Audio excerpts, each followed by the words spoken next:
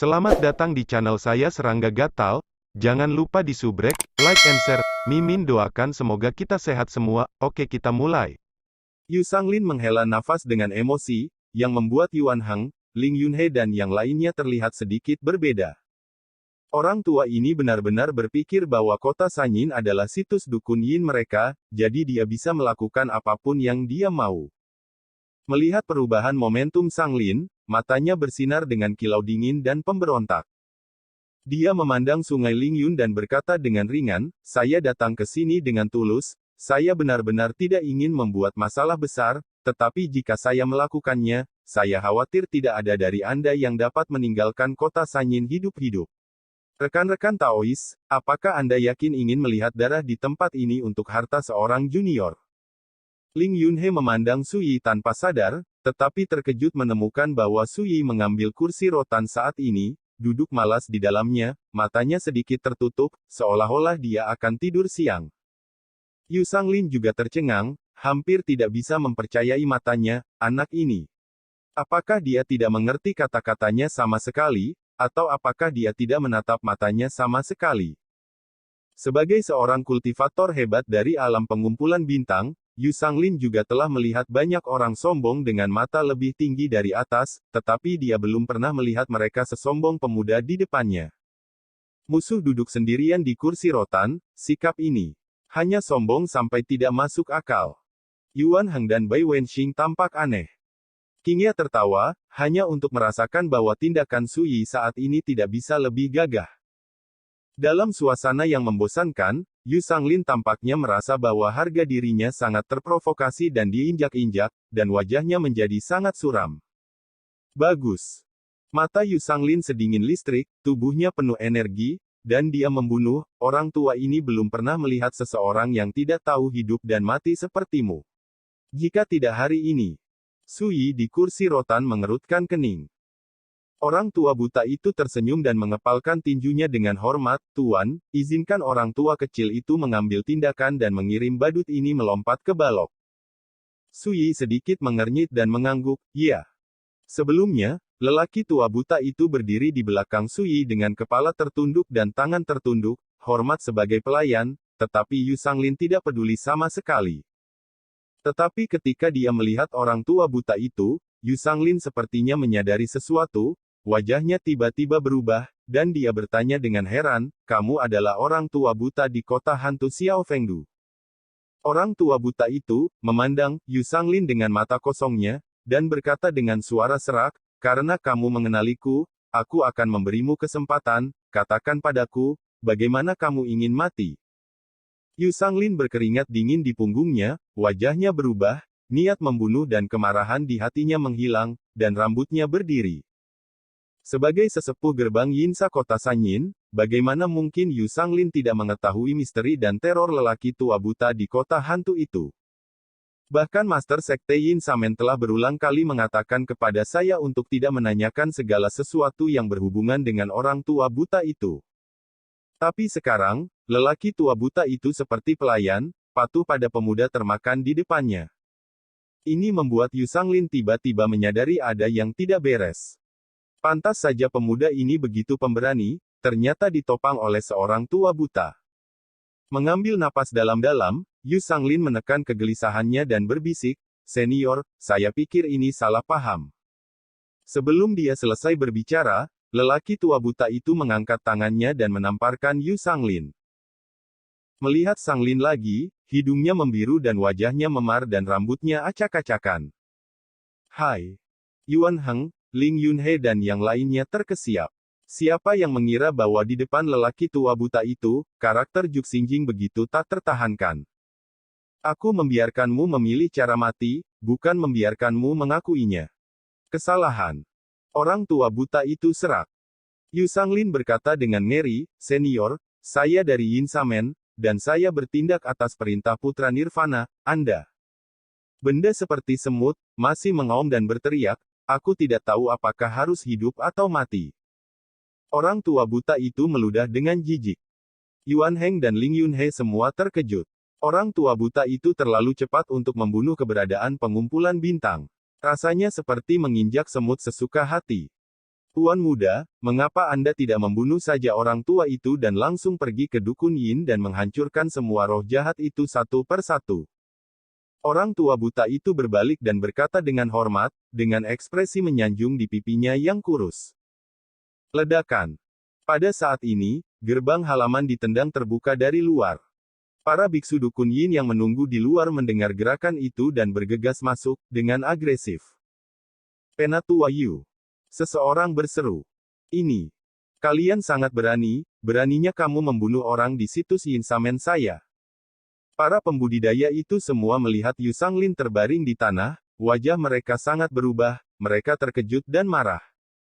Kelompok orang lain untuk mati.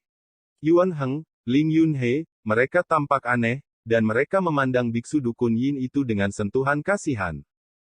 Pria tua buta itu tidak berbalik, dia tersenyum dan menangkupkan tangannya ke Suyi, Tuan muda, menurut pemuda itu, lebih baik meratakan pintu jahat Yin ini, untuk menyelamatkan lalat-lalat itu agar tidak mengganggumu satu demi satu. Lain. Di kursi rotan, Suyi berkata perlahan, ini terlalu kejam, ada keluhan dan hutang, dan karena masalah ini disebabkan oleh putra suci Nirvana, dia harus menanggung konsekuensinya dengan bebas. Orang tua buta itu kagum, dan memuji, Tuan muda melakukan sesuatu dan tidak melakukan sesuatu, itu benar-benar sikap seorang pria. Ini juga dapat mengambil kesempatan untuk menamparkan kuda. Suyi tidak bisa membantu tetapi tertegun sejenak. Sebagai murid dari hantu tua yang membawa peti mati, orang tua buta ini tidak melihat banyak keahliannya yang lain, tetapi kemampuannya untuk menyanjung tidak tertandingi. Apa, bagaimana dia? Tiba-tiba, jeritan ketakutan terdengar. Saya melihat seorang wanita cantik dengan kostum istana berdiri di belakang kerumunan, menatap lurus ke arah Suyi di kursi rotan seolah ketakutan. Takut, gemetar seluruh. Penatua Paviliun Pedang Terbang adalah Leng Yue. Yuan Heng dan Ling Yunhe segera mengenali mereka, tetapi mereka sedikit bingung. Wanita ini jelas adalah tetua dari Feiling Sword Pavilion. Penatua Lian, ada apa denganmu? Para biksu dukun Yin juga terkejut dan bingung. Ling Yue berlatih tetapi mengabaikannya, berlutut di tanah, dengan gemetar berkata, Tuan, maafkan saya tidak tahu itu Anda, saya harap Anda memaafkan saya. Ruangan itu sunyi. Melihat ini, para pembudidaya Yin Samen itu tiba-tiba merasa tidak enak. Apakah kamu juga bawahan putra Nirvana? Suyi sedikit terkejut. Leng Yue tergagap, melapor kepada Tuan, Selir adalah seorang biarawan yang keluar dari dukun Yin. Beberapa tahun yang lalu, dia bergabung dengan Paviliun Pedang Feiling dan menjabat sebagai penatua. Latihan tetua, bagaimana kamu bisa berlutut di depan musuh? Para biksu Yin Samen itu sangat marah. Semuanya, ini Tuan Suyisu. Pada saat itu, mereka telah mengetahui dari Lian Leng Yue bahwa Suyi membunuh Qi Chongzi dan yang lainnya di lembah Cuihan. Pada saat itu, Sein San Nirvana juga menyimpulkan bahwa Suyi kemungkinan besar seperti dia, iblis yang selamat dari zaman kuno. Siapa yang mengira bahwa orang yang mereka temui kali ini adalah orang ini?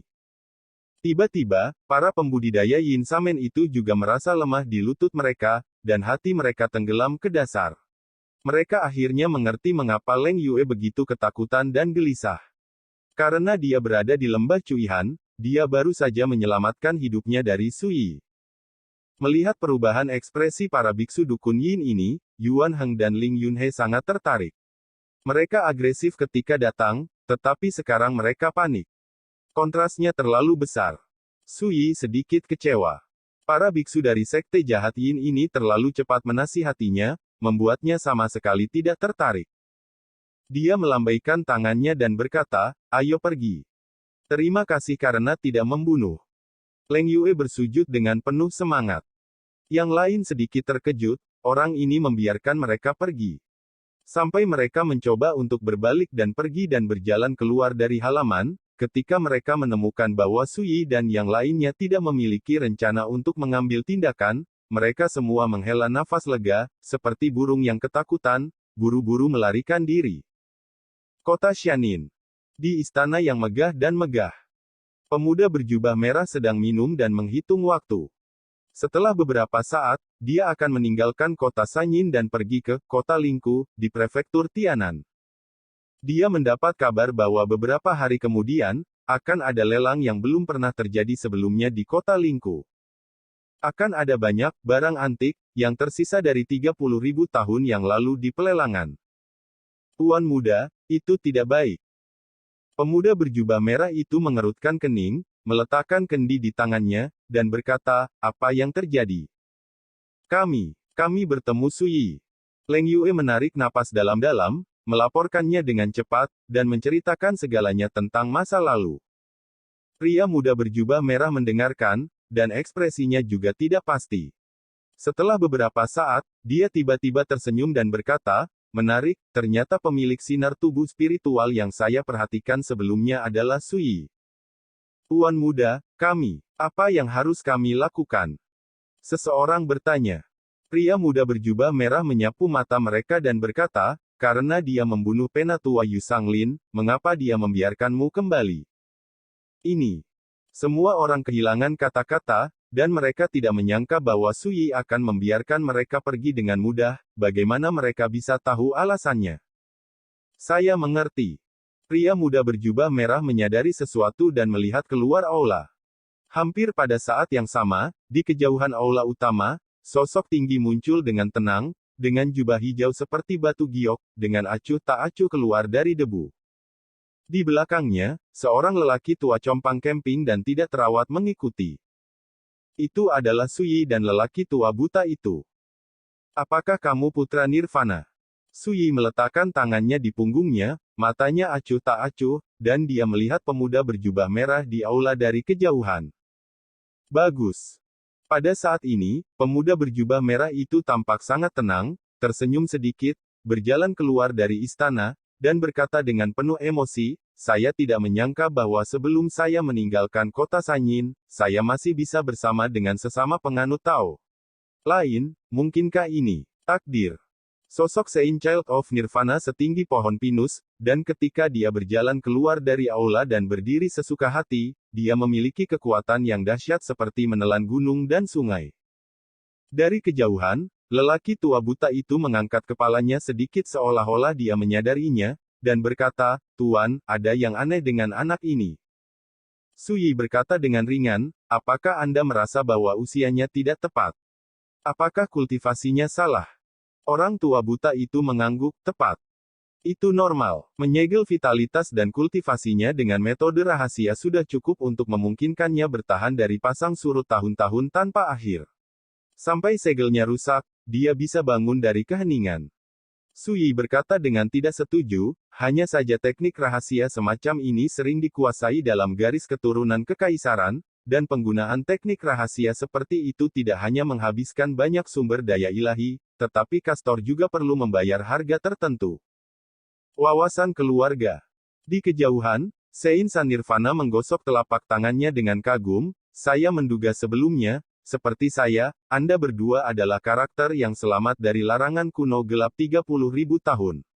Sekarang tampaknya, seperti yang diharapkan, dengan cara ini.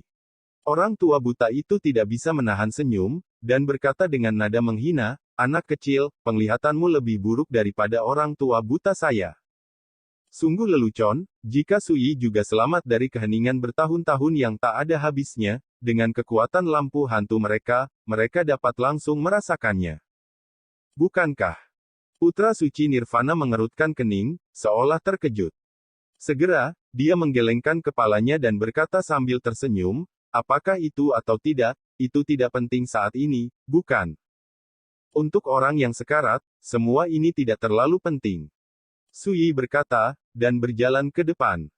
Mata Saint Nirvana meledak menjadi cahaya ungu, menatap Suyi yang mendekat, apakah kamu ingin melakukannya? Yah, aku juga ingin melihat seberapa kuat kamu. Ketika dia berbicara, lengan bajunya menonjol, dan dia tiba-tiba mengulurkan tangan dan menamparkan telapak tangannya. Dalam kehampaan, cetakan telapak tangan ungu ilusi mengembun, bergelombang dengan untaian sajak dao yang tidak jelas, terselubung di langit menuju Suyi. Ledakan. Dao Guang bergetar, dan kekosongan itu kacau. Dan Anda harus tahu bahwa kultivasi Nirvana Saint San hanya di tingkat Yuanfu. Ini layak menjadi putra nirvana. Leng Yue dan pembudidaya Yin Samen lainnya memandang mereka dari kejauhan, dan mereka semua merasa heran. Ledakan. Jejak telapak tangan ungu menyerang, Sui bahkan tidak melihatnya, dia mengusap telapak tangannya dengan jari, seperti pisau yang memotong tahu, cetakan telapak tangan ungu terbelah menjadi dua dan meledak dalam kehampaan. Ini. Leng Yue dan kawan-kawan.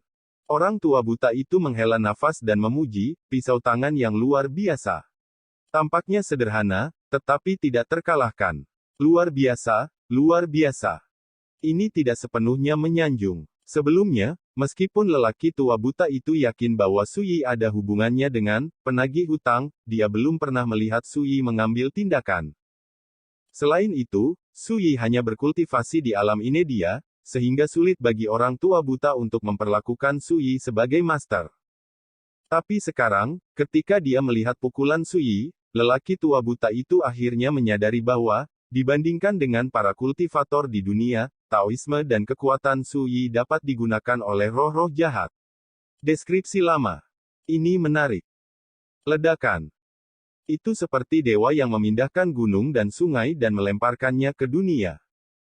Saya harus mengatakan bahwa putra nirwana ini memang sangat kuat, jauh melampaui para beku di alam yang sama, dan bahkan dapat membuat orang-orang di alam pengumpulan bintang sekuler menundukkan kepala mereka.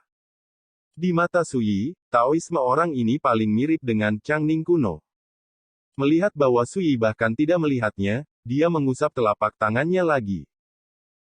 Dalam cahaya yang menyebar, sosok Sui muncul dari udara tipis, tiba-tiba muncul di depan Seinsan Nirvana, dan menepuknya dengan telapak tangan yang berkibar. Suara mendesing. Di mana orang-orang? Sungguh teknik melarikan diri yang kuat.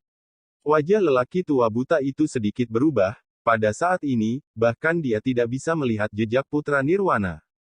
Adegan aneh ini tidak diragukan lagi menyeramkan. Berteriak. Tiba-tiba, embusan angin terdengar di kehampaan di samping Sui. Lebih cepat dari suara angin, ada tombak ungu yang cepat dan hampir transparan yang menusuk punggung Sui. Pukulan ini, jika Anda beralih ke pembudidaya lain, saya khawatir akan terlambat untuk bereaksi, apalagi melawan.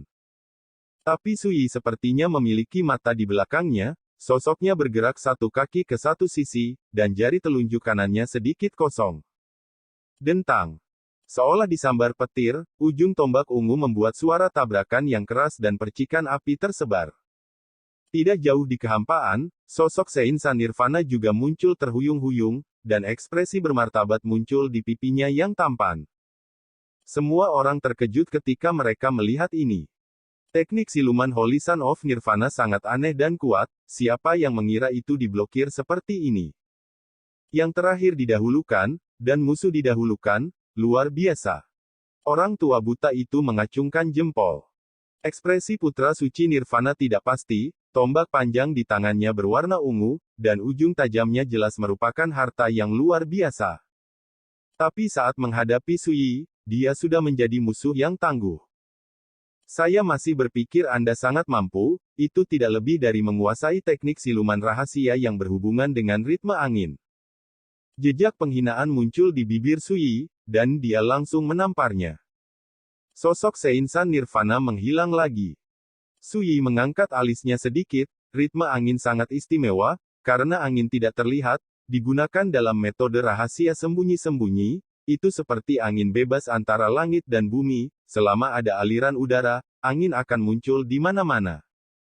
Perasaan spiritual kultivator biasa tidak bisa melihat melalui sosok orang lain. Namun, ini tidak sulit bagi Sui. Ada banyak cara di tangannya untuk memaksa lawan keluar dan menunjukkan bentuk aslinya. Tapi dia tidak melakukannya.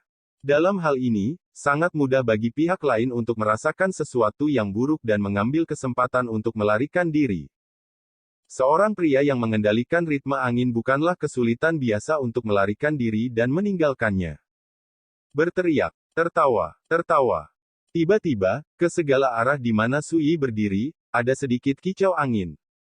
Mati. Sebuah teriakan keras bergema. Aura pembunuhan yang menakutkan benar-benar menenggelamkan kekosongan tempat Sui berdiri. Tidak diragukan lagi, ini adalah jurus pamungkas Seinsan Nirvana. Tetapi pada saat ini, saya melihat Sui tersenyum sedikit, berkata, menangkapmu. Ledakan. Sosoknya yang ramping tiba-tiba terbuka, dan tombak ungu yang tak tertandingi meledak di seluruh langit, hancur seperti hujan. Hampir pada saat yang sama, Sui menyapu ke udara, telapak tangannya seperti pedang, dan dia tiba-tiba menebas.